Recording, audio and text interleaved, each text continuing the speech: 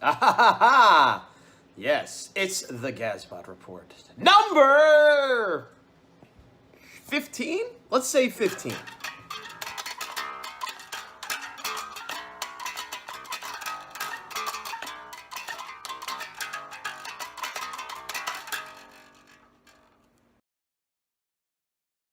So, welcome back to me. Hello, I don't need this. This is not how I'm talking to you. That was just on my face head.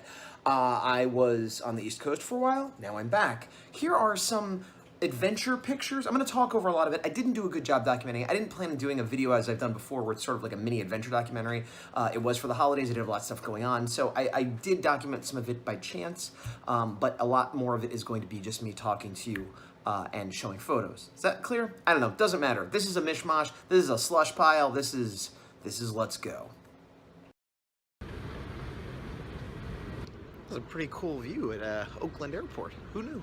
Who knew indeed? Well, anyway, on the plane there was a child, not a baby, but not, I don't know, maybe two. It's hard to judge ages sometimes. They had minimal speaking ability, so that might help gauge. But anyway, they were a loud crying person baby. Now, I would not normally complain about such a thing because that is a somewhat common occurrence on planes. And I understand that there's nothing you can do. You know, it's not like it makes you a bad parent and whatever. It's part of life. So I just want to get that out of the way. However, for some reason, this couple kept, while the plane was in flight, kept getting up and walking the baby up and down. And I keep saying baby, but again, they were like one or two. They kept walking the kid up and down the aisles. Now, I guess they thought to soothe the kid or whatever, and fair enough, except that the flight crew kept repeatedly saying, please, you have to sit down. The captain, hey, there's turbulence, you have to sit down. Like all throughout the flight, it was they literally did not sit down. And it wasn't just the mother or the father taking turns. It was often both of them. So even if the child needed help, it didn't need both parents. And then the flight attendants would come through and try to give soda and stuff, and they couldn't get through because there was these parents just hanging out in the aisle, and they would say like, you got to sit down. They're like, oh no, I know. And they would like argue with them, and but then kind of sit down, and as soon as the flight attendants left, they'd stand up again and mill around the cabin. And it was really just obnoxious. And they also kept like, they'd walk and the kids like blah blah blah, and they'd stop, and like several times they stopped like an inch from me. And so I'm sitting there trying to just block it out and let them live their life, and they're like blah, like, why are you bringing your kid right next to me? And it just, they were ignoring everybody. And then one of the flight attendants, after like hours of this, was like, you know, you really need to sit down. There's turbulence. I understand your kid's unhappy, but you know, it's not safe for other people. If we hit a bump, your kid could, you know, get hurt. And she had on like a Christmassy kind of hat, nothing crazy. It was just like a red hat with like a little bell or something. And the father's response was, your hat is scaring my child. Like, what? First of all, that makes no sense. Second of all, did you hear anything she said? And that was kind of how they responded to everything. Always some nonsensical, oh, we need you and your wife to sit down because we're going to be, you know, landing in 10 minutes, and we want to give everybody, oh, my son's stomach hurts. Okay, great, but you still need to sit down. Like, it was just nuts. So this went on the whole flight. Everybody hated them, I'm sure, especially the flight attendants. But I was drawing on my iPad, and I forget what I was drawing. It was whatever. And the guy kept coming near me, so I put my headphones on and I was like blasting music so that I couldn't hear this kid that he was holding now near me. I guess like, hey, look, somebody's drawing. I'll have my kid look at that, which is a little bit intrusive and a little bit presumptuous, but that's fine. Except that the kid didn't seem to care. The kid is looking the other way, crying. The kid's not looking at what I'm doing. So the father's just bringing this crying kid closer to me kind of for no reason. But again, I put my headphones on, tune it out, that's fine. Except he does this two or three times, and then I'm getting annoyed by it. So I start drawing this picture that you're looking at now, which is just some kind of demon heavy metal thing. I tried to channel my inner angry 13-year-old self. So like, hey, look, take a hint. I'm drawing something horrible. You don't want your kids seeing this. And the mom came by at some point to, you know, have her crying baby next to me again and saw this and kind of was like, ugh, and like walked away. And I was like, perfect, exactly the response I wanted. But then the dad came by, you know, 10 minutes later with the kid, and he says something, but I have my headphones on, so I can't hear him, and I assume he's not talking to me. And then he says it again, and he actually taps me on the shoulder, and I'm like, ah. So I take off my headphone, and I'm like, what's up, you know, like, and he's like, I'm trying to remember the exact verbiage he used, but it was basically, draw a bus. Not like, hey, my kid's having a hard time and he really likes buses and I see that you could draw and would you mind doing a bus? Nothing like that. Not even a preamble like, sorry, I keep making my kid cry in your ear. Sorry, I'm a terrible person. And none of that. But just draw a bus. And I wasn't even sure I heard him correctly. And I'm like, what? Excuse me? He's like, then I think he amended it to be like, "Can you draw a bus?" And I'm like, "No." And he's like, "Why?" And I'm like, "What do you mean? What?" And he's like, "For my kid, draw. He likes buses. Draw a bus." And again, just very like commanding, very entitled. And this is somebody I already hate his guts. You know what I mean? So I don't feel like doing him a favor anyway. But if he approached me differently, I might have sympathy. And so I said no. And he's like, "Why not?" And I go, "I'm not here for your amusement." Which I was very proud of. And I did, as angry as I was, I didn't lose my cool. So I was very happy with that response. But he didn't, and I thought it summed it up perfectly. Like, I'm not being hired. I'm not at a party. Like, I'm not your servant. If you want a favor, you should approach it as such, but you're not. And so, no, I'm not going to. And then he's pretty persistent and he said something else. And he's like, "My son loves buses. Draw, come on." And I said, "No, that's never going to happen. It just will never happen." And he then he just sort of hung there, like staring at me, thinking I guess he would shame me into it or make it awkward enough. But then I just put my headphones back on and drew some more blood on the mouth. And eventually he wandered away, I'm sure thinking I was a terrible person. But it was so satisfying because there was a part of me that's like, I can't believe he's actually asking me to do him a favor. And I'm so happy that he is, because I'm absolutely not going to. And I'll feel totally justified in not doing it. And like I said, if he had asked me a little differently, I might have felt guilty. But the fact that he's just like, "Draw a bus." Like, what? I have headphones on. Tap, tap, tap, tap. Draw a bus. No, you draw. And of all the things to draw, I mean, he saw me before. I was probably working on the horror or drawing a superhero or a robot. And now I'm drawing this demonic monster. What made him think, hey, he'll draw a fun kid's cartoon of a bus? A bus? I couldn't probably draw a bus out of my head anyway. It'd be terrible. A bus? Get out of here with your bus. Anyway, that guy was terrible. So it's Friday here in the New Jersey land, and up till now I've still been wearing shorts. It's been in the mid to high 50s, hoodie and shorts. Very disappointing as far as the cold. Today, finally, it's about 38. Not freezing. I put on pants. Maybe pants were necessary. I put on this light jacket over my hoodie and some gloves, some fingerless gloves, and I'm kind of warm. So, come on, New Jersey, show me what you got. Show me what you got. All right, it's evening. It's 30 degrees. 30 degrees. Which is a bit colder. I am glad I wore pants. I have my gloves. I didn't have my coat on, but here's the key. Here's the key to being cold. Standing outside the diner talking for 15, 20 minutes without the heavier jacket and just a hoodie, I started to feel kind of cold after a while, yeah. And she had this jacket on, but New Jersey, it's stepping it up a little bit. But I think we can get colder. I'd like to see some snow. Unfortunately, I think it's getting warmer tomorrow. I guess I'll be wearing a t-shirt. 24-hour Toys R Us, not too shabby. Went to my family, my first of several family Christmas parties, and I'm meeting my friend afterwards at 10 at a local coffee shop that we used to go to in high school. But I had a little time to kill. Toys R Us open 24 hours. And I bought a little $5 knicker-knacker. It's a knicker-knacker, it's like a knickerbocker, but for knacks. Anyway, I'm off. So, time passed. I'm heading to the city to meet my buddy Roy. The Dark Side Bar, which is a pop-up bar for the Star Wars Last Jedi, is open. I also figured I'd stop by Image Anime, which is I guess it's a semi-famous store in New York. I went to it a few times back when I lived in New Jersey and used to go to New York.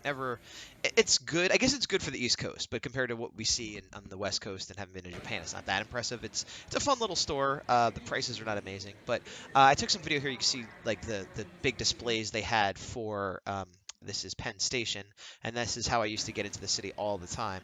So there's nothing super exciting here. I kind of filmed it just to give you the experience of taking the train from New Jersey into the city and going up, and coming out into New York, which is like 34th Street thereabouts. It's not Times Square, but it's equally kind of popular place as far as commuters go. And now I start talking to you from there. Well, it is nighttime. It is about 6. And it's dark, but of course it's light because we are in New York and all the billboards and stuff. It's pretty loud, and there's a lot of people in the street that I was bumping into, and of course somebody might steal my phone. So I'm not going to do a lot of filming of myself this way. I pulled over just to talk to you for a moment. I'm meeting my buddy Roy. Oh, look, Star Wars. Yes, I'm meeting my buddy Roy at 8, speaking of Star Wars, to go to the Dark Side Bar. which is a limited time thing only in 3 cities. One of them happens to be New York, and I'm near it while it's happening. I don't expect a lot because I don't even enjoy bars, but whatever. It's an excuse to get together with him. But I got here a little bit early. I'm gonna go to Image Anime, which is a Japanese toy store, which I remember being overpriced when I lived here, but it's become semi-famous in collecting circles and YouTube circles, and I would like to get another extra little thing for Q, so maybe I'll find something there. And I'm feeling a little spendy, and I get a gift card, so there you are. And now it's raining. Good, good, good, good. Have lots of waterproof gear. No, I don't. No, I don't. Hey, there we go. I almost missed it. There's no overhang, so you kind of have to see it from the side. So actually the store is a bit bigger than I remember. It's a little narrow, but it goes far into the back. And I was kind of giving it a bad rap. Once I actually got in there, they have a really good selection. You can see they have SH Figure Arts of Power Rangers, Super Sentai, Kamen Rider. Most Japanese properties were represented. More modern than vintage. That's the one thing I would say. Their vintage or their used stuff is just from like the last couple of years. So, you can see there's Q Ranger, which is the current Sentai on its way out, and then they have all that stuff. The prices on the newer stuff is a little bit more than you'd find online. Now that arguably you're saving on shipping, but I think the bigger thing you're getting is there's some Gavon and here's some Macross, Robotech. The bigger thing you're getting is the experience of being in this store and seeing it on display and being able to, it's different than just seeing a digital photo and deciding if you want it. You could actually, see it in action, as it were. There's the Mazinger Z and Devilman, and which are older properties, but these are updated versions of them. And of course, they have Pops because that's obligatory. There were friendly people in there. It's absolutely worth checking out for the spectacle of it. Like I said, I kind of downplayed it before, but it is better than I remember. I don't know if it's in the same location or they moved, or if I just remembered it differently. There's tons of Godzilla. There's some Ultraman. But you got to know what you're looking for. You got to kind of know your prices when you go in to make sure you're not paying way more than you have to. Like I said, I don't mind paying a few bucks over retail for the convenience of getting it immediately and the luxury of being able to see it open. They'd have a lot of awesome displays. You can see here with the Marvel SH Figure Arts line and stuff like that. But I did end up, it's funny because there was a few things I was looking at, like more Japanese stuff, and I ended up getting myself a Star Wars figure. It's a Japanese version, it's SH Figure Arts. Not that Luke, which I already own, but a New Hope Luke, where he's wearing the Tatooine robes. That right there, actually, we just passed him. And I did check the price, and he was comparable to online. And I had a gift card, so I used my gift card to get him there. And it's funny because I ended up not getting Q anything, but I got him for myself. Here you can see all the SH Figure Arts Star Wars, which I'm not going down that rabbit hole because I already collect the Hasbro Black Series, which are a lot cheaper. But Luke specifically, just because he's my favorite, I will get other lines outside of what I collect. Anyway, there's a bunch of Dragon Ball Z, and you get the idea. I've definitely turned around, especially watching this footage. As long as you check your prices and you know what you're looking for, it's worth checking out. And like I said, it's not particularly good for old vintage stuff, but anything that came out in the last couple of years, it's probably worth checking out that way. And I guess that's all I've got to say about that. Except that here's my last shot, which is of some Masterpiece Transformers. And again, some of which it convinced me that I wanted. I was on the fence about that Shockwave / Shock Blast, and it kind of convinced me I wanted it. I didn't buy it that day because it's expensive. But anyway, that's Image Anime. It's still warm. I just have a hoodie on. I was actually borderline sweating as I was walking for a while. But the rain is not fun. And this is the only day it's rained. And of course, it's the day I'm in New York wanting to walk around. But I went to Image Anime, and I got myself a SH Figure Arts New Hope Luke, which you can get elsewhere. It was higher than some places, lower than a few, but I had a gift card, and I used it, so it made it less than anywhere else. Still expensive. Didn't really see anything for Q, so I didn't get her anything, but I got me Luke. And my buddy should be here soon, and we will go to the Dark Side Bar, and this might be him. This might be him. It was not him, but eventually he did come, and we did go to the Dark Side Bar. This right here? That's about the most fun I had.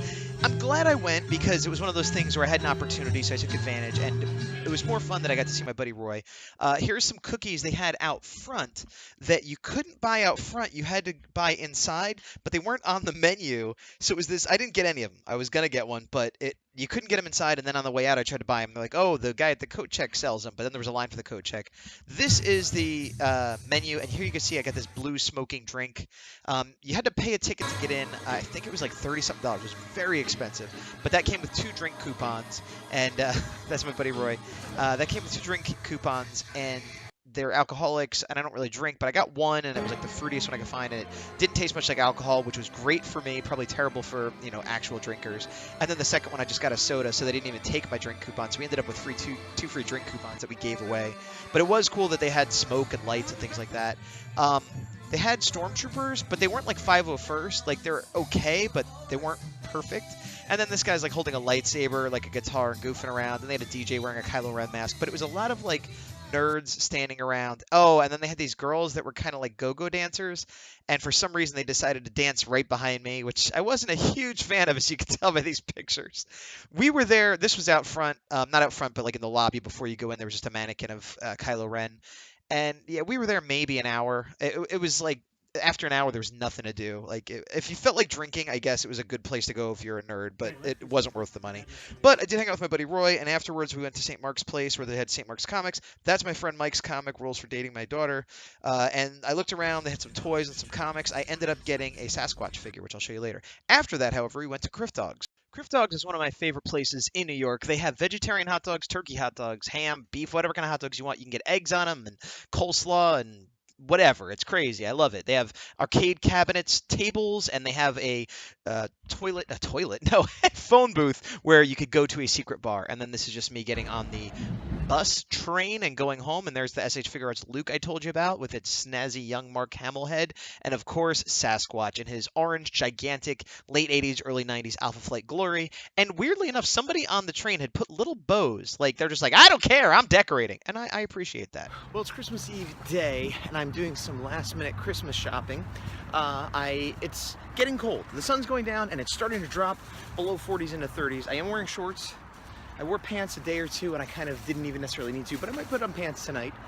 Still disappointed in the cold. Still disappointed in the cold. Woo! Christmas Day. Merry Christmas! I'm here in New Jersey. It's like 38. It's coldish. The wind is helping. I have a tie and a dress shirt underneath my hoodie.